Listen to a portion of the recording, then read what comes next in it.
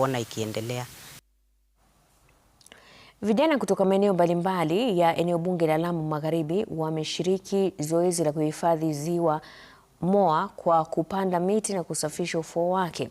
Kulingana nao, ziwa hilo limetelekezwa kwa miaka mingi, ingawa ni kitega uchumi kikuu kwa wakazi wa Moa na viunga vyake.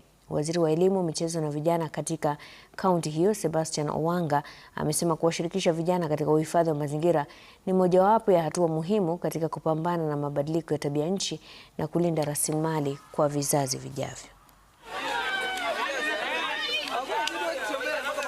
Lake Moa ndio inasimamia economy ya kijiji cha Moa, kwa sababu it takes a fisherman hours kwenda kufanya fishing, kukuja kuland samaki na kuuza hiyo samaki iende, pesa hizo ndio zina circulate hapa, compared to farming ambayo inachukua mkulima 4 months 5 months ndio aweze kuvuna.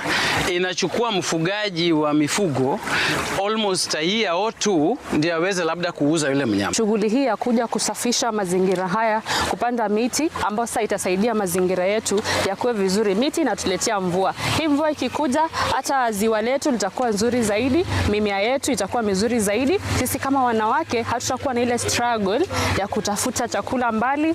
Kuna wakati hii lake ilikuwa imefika huku juu, lakini imeenda ikisonga kwa sababu ya ile udongo kuingia kwa lake. Lakini tukiendelea kuconserve na kupanda miti, itazuia ile udongo kuingia kwa lake. Serikali za county pamoja na serikali za kiwango cha juu ama national government hawajaweza kutap opportunities za hapa Moa. Hapa Moa kunatoka samaki. Hawa wavuvi ambao wanatoa hizi samaki wanafaa kuwa na soko ambalo liko tayari, ili wananchi wa hapa Moa waweze kupata kila siku kupata kitu cha kuweka mfukoni.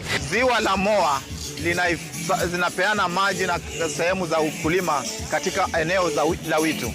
Kwa hivyo bila kulihifadhi tutapata ya kwamba wananchi watakosa mahali pa kulima, wafugaji watakosa mahali pa kulisha kwa kunywesha ng'ombe, na kutakuwa kumekauka. Na ndio maana ikiwa mimi ni waziri wa michezo, ninataka kuhusisha vijana, kwa sababu mambo ya mazingira yako katika wizara nyingine, lakini vijana wakihusika katika kutunza mazingira, basi kizazi kijacho kitakuwa kimepona.